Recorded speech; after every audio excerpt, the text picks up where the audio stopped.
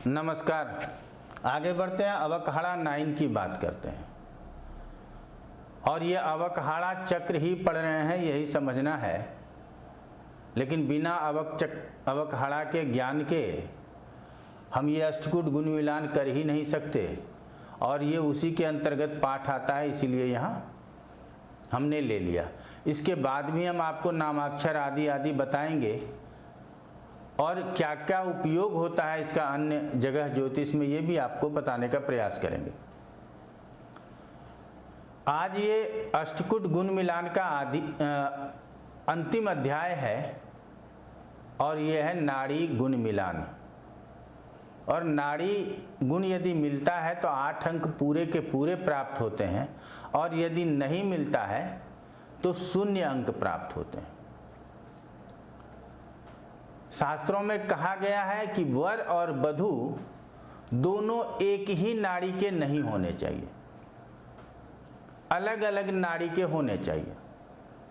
और नाड़ी 3 प्रकार के बताए गए हैं। यहाँ देखिए, आद्य, मध्य और अंत्य, ये मैंने लिखा हुआ है। तो आद्य का मतलब आदि अर्थात प्रारंभ, मध्य का मतलब मध्य और अंत्य का मतलब अंत्य। ये नाम दिया गया है, इससे हम कुछ और नहीं ढूंढ सकते अभी, बाद में इसको हम लोग समझेंगे। अब इन 3 प्रकार के जो नाड़ी बताए गए हैं, इसको नक्षत्र दिए गए हैं कि किन किन नक्षत्रों की संज्ञा किन नाड़ी को प्राप्त है। तो आद्य नाड़ी को देखिए, अश्वनी, आद्रा, पुनर्वसु, उत्तरा, फाल्गुनी, हस्त, ज्येष्ठा, मूल, शतभिषा और पूर्वा भाद्रपद। इन नक्षत्रों में यदि जन्म हो तो हम कहेंगे आद्य नाड़ी में जन्म हुआ। बहुत जगह आद्या, मध्या और अंत्या ऐसा भी मिलेगा, आदि, मध्य और अंत ऐसा भी आपको पढ़ने में मिलेगा।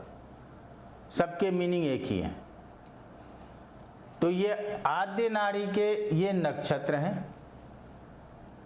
अब वर का जन्म जिस नक्षत्र में हुआ हो, तो ये हम कैसे जानेंगे कि वर का जन्म किस नक्षत्र में हुआ हो? तो हमेशा कहते हैं चंद्रमा जिस नक्षत्र में जन्म के समय स्थित हो वही उसका जन्म नक्षत्र कहलाता है। तो अलग अलग नक्षत्रों में सबका जन्म होता है। अगर एक ही नक्षत्र में हो गया तब तो वहीं समाप्त हो गया, बात ही नहीं करना, क्योंकि वहाँ ये दोष तो लग ही जाएगा। क्योंकि वो तो या तो आद्य के अंतर्गत आएगा या मध्य के अंतर्गत या अंत के अंतर्गत आएगा। दोनों का पुनर्वसु नक्षत्र में जन्म है, तब दोनों के लिए आद्य नाड़ी आ गई। और नाड़ी एक नहीं होना चाहिए, तो फिर यहाँ 8 गुण नहीं प्राप्त होंगे। और यदि दोनों के अलग अलग नाड़ी हैं तब एक नाड़ी, एक तो ये हो गया कि दोनों का एक ही नक्षत्र हो गया, ये एक नंगी आंखों से कोई भी जान सकते हैं। अब यदि अलग अलग है तो मान लीजिए वर का जो है सो अश्वनी है और वधू का पूर्वा भाद्रपद है तो बहुत दूर एक दूसरे नक्षत्र से, लेकिन दोनों की संज्ञा आद्य नाड़ी को प्राप्त है। तो अर्थात दोनों एक ही नाड़ी में जन्मे, तो यहां भी नाड़ी दोष नहीं मिलेगा। वर का नक्षत्र शतभिषा है और वधू का हस्त है। नक्षत्र एक दूसरे से बहुत दूर हैं, एक नक्षत्र नहीं है, लेकिन एक ही नाड़ी के अंतर्गत आने वाले ये नक्षत्र हैं। और दोनों का जन्म यदि एक ही नाड़ी के अंतर्गत आने वाले नक्षत्र में हो तो वहाँ 0 अंक प्राप्त होंगे। ये आप लोग समझ गए होंगे अच्छी तरह से। और यदि अलग अलग नाड़ी में जन्म हो, वर का जन्म आद्य में और वधू का मध्य में, या वर का आद्य में वधू का अंत में, या वधू का अंत में वर का मध्य में, कोई भी अलग अलग नाड़ी हो जाए तो 8 के 8 अंक प्राप्त हो जाते हैं। अब समझ सकते हैं 36 गुण में से 8 अंक मिल जाना ये बड़ी बात है। इसलिए नाड़ी दोष को भी सामान्य रूप से थोड़ा अच्छे तरीके से देख लेना चाहिए। अब मध्य नाड़ी ये तो आपने जान ही लिया, और ये आप चार्ट बना करके रखिए अपने पास, 2 4 10 दिन अभ्यास करेंगे याद हो जाएगा, नहीं तो पेज पलट लीजिए याद हो जाएगा। हमारे कुछ एक चीज़ ऐसे हैं जिसका आपके पास ना, वो आजकल तो बड़ा अच्छा होता है, स्पाइरल में लोग बना लेते हैं और पलट के चेक कर लेते हैं। तो ये जो मध्य नाड़ी है उसमें भरणी, मृगशिरा, पुष्य, पूर्वा फाल्गुनी, चित्रा फाल्गुनी, अनुराधा, पूर्वाषाढ़ा, धनिष्ठा और उत्तरा भाद्रपद आते हैं। अब वर और वधु दोनों एक नक्षत्र का है, मान लीजिए उत्तरा भाद्रपद का है, तो एक ही नाड़ी हो गई, तो ये तो यहाँ भी शादी के लिए अगर कम गुण मिल रहे हैं तो यहाँ भी मना करेंगे। अब भरणी है और धनिष्ठा है तो अलग अलग नक्षत्र, लेकिन दोनों का एक ही नाड़ी है, इसलिए यहाँ भी हम कहेंगे कि 0 अंक प्राप्त हो जाएगा।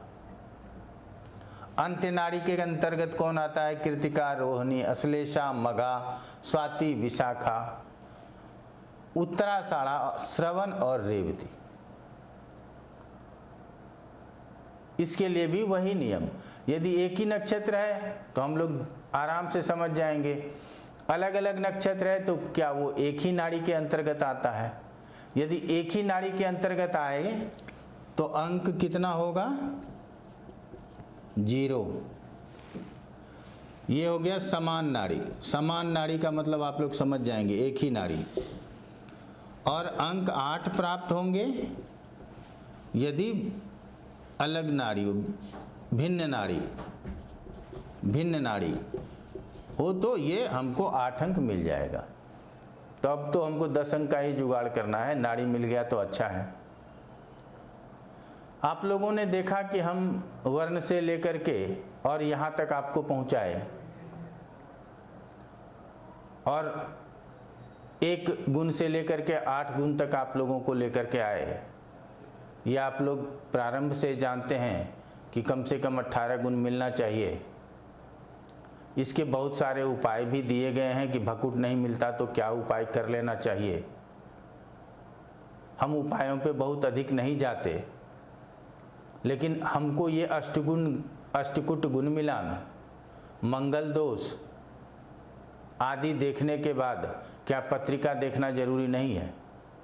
वर्तमान समय में अलग अलग जातियों का विवाह होता है, तो अंतर जाति विवाह के लिए कौन से ऐसे गुण हैं जिसको मिलाने की ज़रूरत नहीं है, इसकी भी चर्चा करेंगे।